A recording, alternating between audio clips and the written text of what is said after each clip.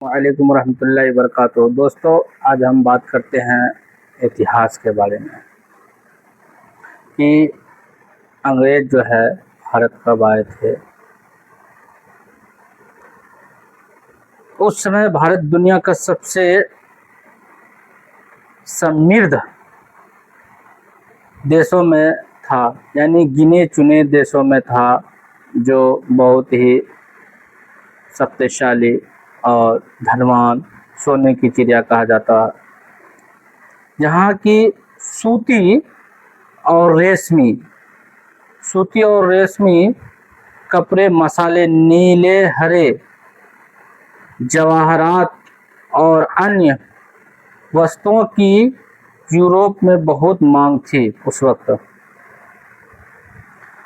अंग्रेजों से पहले कौन कौन भारत आए, मैं उसकी भी जानकारी देता हूं। अंग्रेजों से पहले कई यूरोपीय शक्तियां भारत आ चुकी थी।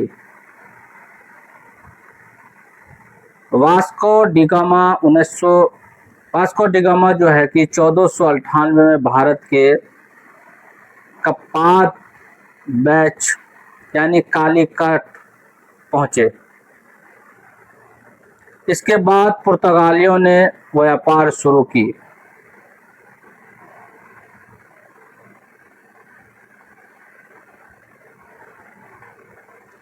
और ईस्ट इंडिया कंपनी की स्थापना 31 दिसंबर 1600 को इंग्लैंड की रानी एलिजाबेथ ने एक शाही चार्टर के माध्यम से की।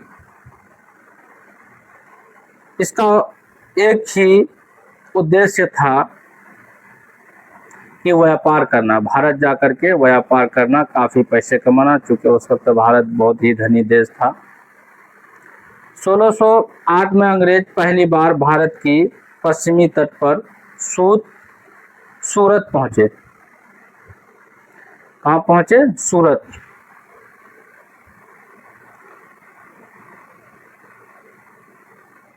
उस समय भारत में जहांगीर का शासन था। मुगल बादशाह जहांगीर का शासन था।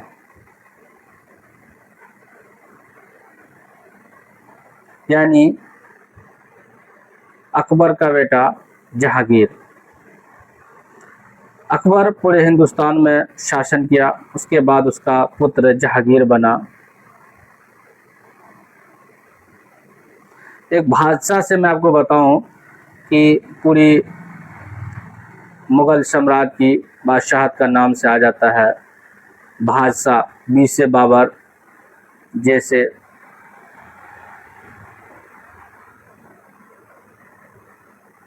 हुमायूं, ऐसे अकबर, जैसे जहांगीर, ऐसे शाहजहां। क्योंकि शाहजहां जो है जहांगीर का बेटा है।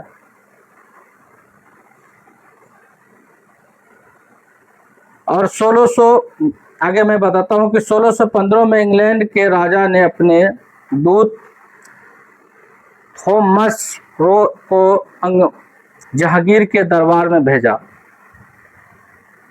जहांगीर ने अंग्रेजों को भारत में व्यापार करने की अनुमति दी 1615 में। इसके बाद अंग्रेजों ने सूरत, मद्रास, चेन्नई, मुंबई और कलकत्ता में व्यापार केंद्र खोल लिए। जहांगीर के आदेश के बाद उस वक्त मुगल सम्राट, मुगलिया सल्तनत का बादशाह जहांगीर, जो कि उनकी ये सबसे बड़ी भूल थी। अगर अंग्रेजों को उस वक्त खोलने की इजाज़त न देते तो शायद मेरा देश भारत, सोने की चिड़िया, जो 4 नामों से तमिल है, हिंदुस्तान, भारत, आर्यवर्त और इंडिया। मैं कभी विस्तार से बताऊंगा कि इंडिया किसने दिया, भारत किसने रखा, हिंदुस्तान को किसने कहा और आर्यवर्त किसने कहा। इन 4 जो नाम है, ये खूबसूरत सोने की चिड़िया को अंग्रेज़ों ने लूट लिया और हमारे हिंदुस्तान, जो अखंड भारत जिस वक्त थे, उसमें पाकिस्तान भी आते थे।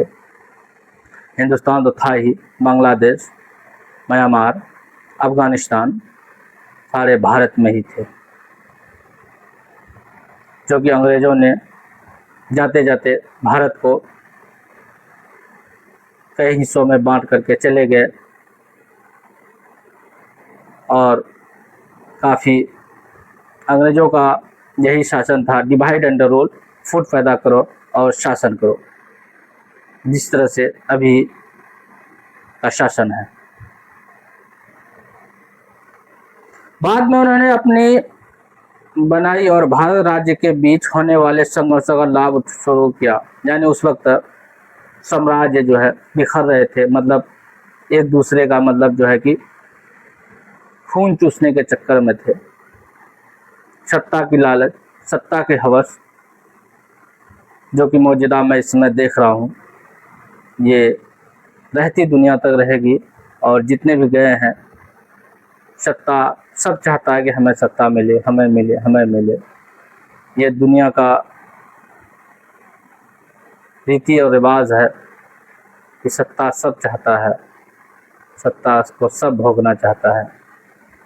कुछ ही व्यक्ति ऐसा होते हैं जो कि सत्ता की लालच में नहीं जाते हैं, पर ज़्यादातर लोग जो है सत्ता की ही लालच में जाते हैं। इसीलिए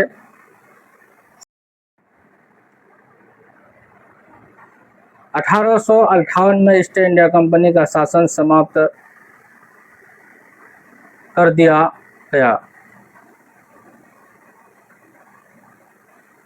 1858 में भारत सैनिकों और अनेक राजाओं ने अंग्रेजों के विरुद्ध बड़ा विद्रोह किया, जिसे भारत का प्रथम स्वतंत्रता संग्राम भी कहा जाता है। अब 1857 में पहला संग्राम चालू हुआ। विद्रोह दबा दिया गया, लेकिन फिर विद्रोह को क्या क्या दबा दिया गया, लेकिन इसके बाद बड़ा परिवर्तन हुआ। ब्रिटिश शासन 1858 में ईस्ट इंडिया कंपनी का शासन समाप्त कर दिया गया। भारत का शासन सीधे ब्रिटेन की महारानी विक्टोरिया के अधीन चल गया। उसको समाप्त करके सीधे विक्टोरिया के अधीन चला गया। इसे ब्रिटिश राज कहा जाता है। इसको क्या कहा जाता है? ब्रिटिश राज कहा जाता है। लगभग 90 वर्ष तक ब्रिटिश सरकार ने भारत पर शासन किया। लंबे स्वतंत्रता आंदोलन के बाद भारत 15 अगस्त 1947 को स्वतंत्र हुए, जो हम लोग 15 अगस्त मनाते हैं। 1600 में ईस्ट इंडिया कंपनी की स्थापना हुई। 1608 में अंग्रेज पहली बार सूरत पहुंचे और 1615 से 1618 जहांगीर से व्यापार की अनुमति मिली। बताइए, 1615 से 1618 तक। 1757 में पलासी का युद्ध, राजनीतिक सत्ता की शुरुआत हुआ और 1764 में बक्सर का युद्ध, कंपनी की शक्ति बढ़ी और 1857 में प्रथम स्वतंत्रता संग्राम हुआ।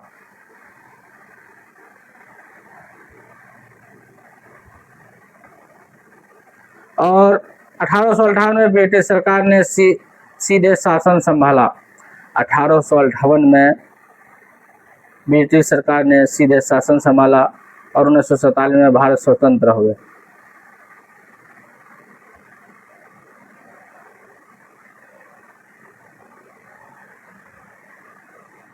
और जब आज़ाद हुए भारत, तो भारत को 2 टुकड़ों में बांट दिए, पाकिस्तान और हिंदुस्तान।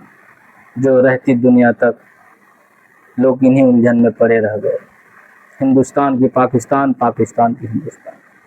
खैर, अंग्रेजों का डिवाइड एंड रूल यही था कि फूट पैदा करो और शासन करो।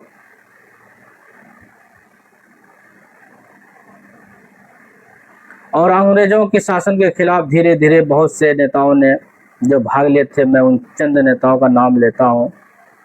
सबसे लेकिन अव्वल नाम जो आता है वो महात्मा गांधी का ही आता है। उसके साथ मौलाना अबुल कलाम आज़ाद, सुभाष चंद्र बोस, भगत सिंह, चंद्रशेखर आज़ाद, रानी लक्ष्मीबाई, सरदार वल्लभ भाई पटेल, जवाहर नेहरू, खान अब्दुल गफ्फार खां, बिस्मिल्लाह खां,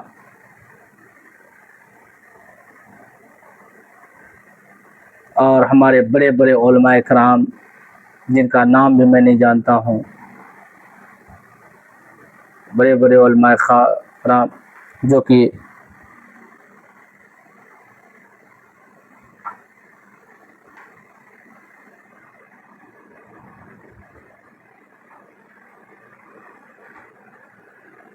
हिस्सा लिए। अशफाकुल्ला खां, खान अब्दुल गफ्फार खान, हकीम अजमत खां, डॉक्टर मुख्तार अहमद अंसारी, अशफाकुल्ला खां, मौलाना मोहम्मद अली यानी शौकत अली, मोहम्मद अली जिन्ना, लियाकत अली खां,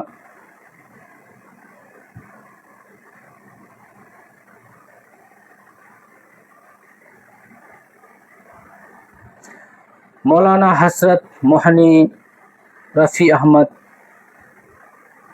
कदवई, सैयद मोहम्मद बारुद्दीन तबरेज़ी,